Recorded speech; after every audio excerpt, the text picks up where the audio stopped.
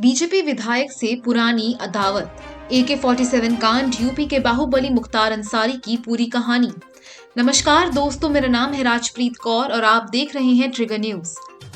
साल 1996 में दर्ज गैंगस्टर मामले में आज 26 साल बाद कोर्ट ने बाहुबली नेता मुख्तार अंसारी को दोषी करार दिया और फिर सजा का ऐलान कर दिया। उसके खिलाफ गैंगस्टर एक्ट में कुल 5 मामले थे। इनमें 2 गाजीपुर, 2 वाराणसी और 1 चंदौली में दर्ज थे। यूपी बाहुबली नेता मुख्तार अंसारी को गैंगस्टर कोर्ट ने गुरुवार को दोषी करार देते हुए 10 साल की सजा सुना दी।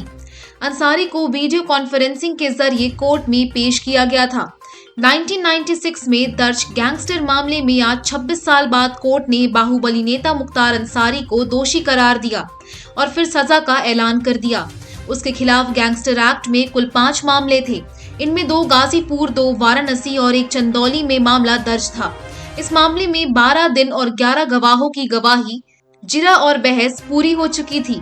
इसके बाद फैसला सुनाने की तारीख 15 दिसंबर तय की गई थी।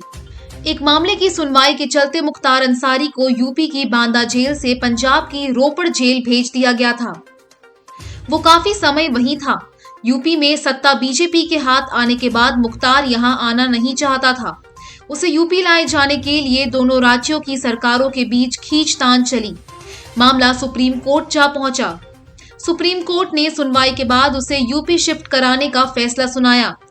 इसके बाद 7 अप्रैल 2021 को सुप्रीम कोर्ट के आदेश के बाद भारी सुरक्षा इंतजामों के बीच बाहुबली मुख्तार अंसारी को पंजाब के रोपड़ से हरियाणा के रास्ते आगरा, इटावा और औरैया होते हुए बांदा जेल पहुंचाया गया। मऊ में दंगा भड़काने के मामले में मुख्तार ने गाजीपुर पुलिस के सामने सरेंडर किया था और तभी से वे जेल में बंद हैं। पहले उन्हें गाजीपुर जेल में रखा गया, फिर वहां से मथुरा जेल भेजा गया, फिर मथुरा से आगरा जेल और आगरा से बांदा जेल भेज दिया गया था। उसके बाद से आज तक मुख्तार को बाहर आना नसीब नहीं हुआ। फिर एक मामले में उसे पंजाब की जेल में शिफ्ट कर दिया गया था, लेकिन फिर भी पूर्वांचल में उसका दबदबा कायम रहा। वो जेल में रहकर ही चुनाव जीतता रहा। ठेकेदार खनन, स्क्रैप, शराब, रेलवे ठेकेदारी में अंसारी का कब्जा है, जिसके दम पर उसने अपनी सल्तनत खड़ी की।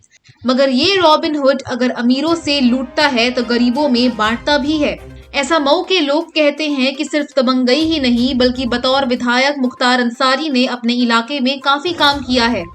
सड़कों, पुलों, अस्पतालों और स्कूल कॉलेजों पर ये रॉबिनहुड अपनी विधायक निधि से 20 गुना ज्यादा पैसा खर्च करता है। मुख्तार अंसारी के दादा स्वतंत्रता सेनानी थे और उनके फौज में नाना ब्रिगेडियर।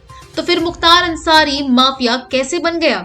रौबदार मूंछों वाला ये विधायक आज भले ही व्हील चेयर के सहारे हो, लेकिन मऊ और उसके आसपास के इलाके में मुख्तार अंसारी की तूती बोलती है।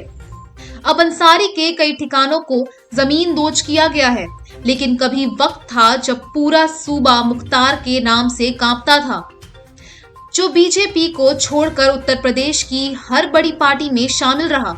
मुख्तार अंसारी पिछले 24 सालों से लगातार यूपी की विधानसभा पहुंचता रहा है।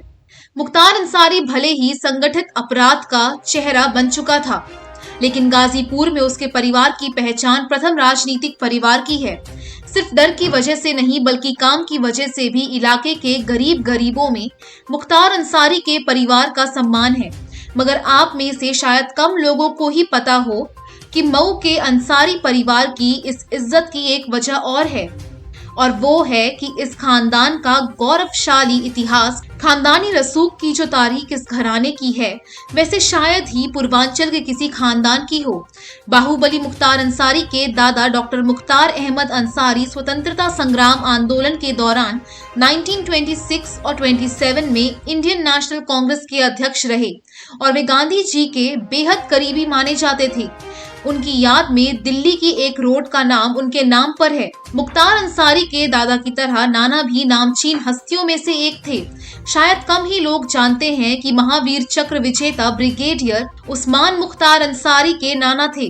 उन्होंने 1947 की जंग में न सिर्फ भारतीय सेना की तरफ से नवशेर की लड़ाई लड़ी बल्कि हिंदुस्तान को जीत भी दिलाई। हालांकि वो खुद इस जंग में हिंदुस्तान के लिए शहीद हो गए थे। खानदान की इसी विरासत को मुख्तार के पिता सुभानुल्लाह अंसारी ने आगे बढ़ाया। कम्युनिटी नेता होने के अलावा उनकी साफ सुथरी छवि के वजह से सुभानुल्लाह अंसारी को 1971 के नगरपालिका चुनाव में निर्विरोध चुना गया था। इतना ही नहीं, भारत के पिछले उपराष्ट्रपति हामिद अंसारी भी मुख्तार के रिश्ते में चाचा लगते थे। एक तरफ जहां सालों की खानदानी विरासत है, तो वहीं दूसरी तरफ कई संगीन इल्जामों से घिरा माफिया डॉन मुख्तार अंसारी है, जिसने अपने परिवार की शानदार विरासत पर पाबंद लगा दिया। मगर इस खानदान की अगली पीढ़ी से मिलेंगे तो फिर हैरान होंगे। मुख्तार अंसारी का बेटा अब्बास अंसारी शॉटगन शूटर का इंटरनेशनल खिलाड़ी है। दुनिया के टॉप 10 शूटरों में शुमार अब्बास न सिर्फ नेशनल चैंपियन रह चुका है, बल्कि दुनिया भर में कई पदक जीतकर देश का नाम रोशन कर चुका है। लेकिन अब वो भी पिता के कर्मों की सजा भुगत रहा है। उसे मनी लॉन्ड्रिंग के मामले में गिरफ्तार किया गया है। 1996 में बीएसपी के टिकट पर जीतकर पहली बार विधानसभा पहुंचने वाले मुख्तार अंसारी ने 2002, 2007, 2012 और फिर 2017 में भी मऊ से जीत हासिल की। इसमें से आखिरी 3 चुनाव उसने देश की अलग अलग जेलों में बंद रहते हुए लड़े और जीते। राजनीति की ढाल ने मुख्तार को जुर्म की दुनिया का सबसे खरा चेहरा बना दिया और हर संगठित अपराध में उसकी जड़ गहरी होती चली गई। सियासी अदावत से ही मुख्तार अंसारी का नाम बड़ा हुआ और वो साल था 2002 जिसने मुख्तार की जिंदगी को हमेशा के लिए बदल दिया। इसी साल बीजेपी के विधायक कृष्णानंद राय ने अंसारी परिवार के पास साल 1985 से रही गाजीपुर की मोहम्मदाबाद विधानसभा सीट छीन ली। कृष्णानंद राय विधायक के तौर पर अपना कार्यकाल पूरा नहीं कर सके और 3 साल बाद यानी 2005 में उनकी हत्या कर दी गई। कृष्णानंद राय एक कार्यक्रम का उद्घाटन करके लौट रहे थे, तभी उनकी गाड़ी को चारों तरफ से घेर कर अंधाधुंध फायरिंग की गई। हमला ऐसी सड़क पर हुआ जहां से गाड़ी को दाएं बाएं मोड़ने का कोई रास्ता नहीं था। हमलावरों ने AK-47 से तकरीबन 500 गोलियां चलाई और कृष्णानंद राय समेत गाड़ी में मौजूद सभी 7 लोग मारे गए। बाद में इस केस की जांच यूपी पुलिस से लेकर CBI को दे दी गई। कृष्णानंद राय की पत्नी अलका राय की याचिका पर सुप्रीम कोर्ट ने केस 2013 में गाजीपुर से दिल्ली ट्रांसफर कर दिया, लेकिन गवाहों के मुकर जाने से ये मामला नतीजे पर ना पहुंच सका। दिल्ली की स्पेशल अदालत ने 2019 में फैसला सुनाते कहा कि अगर गवाहों को ट्रायल के दौरान विटनेस प्रोटेक्शन स्कीम 2018 का लाभ मिलता तो नतीजा कुछ और हो सकता था। तो गवाहों का अकाल पड़ने से मुख्तार अंसारी जेल से छूट गया। मुख्तार भले ही जेल में रहा, लेकिन उसका गैंग हमेशा सक्रिय रहा। लेकिन योगी सरकार आने के बाद उसके बुरे दिन शुरू हो गए थे। मुख्तार अंसारी पर उत्तर प्रदेश में 52 केस दर्ज है। यूपी सरकार की कोशिश 15 केस में मुख्तार को जल्द सजा दिलाने की है।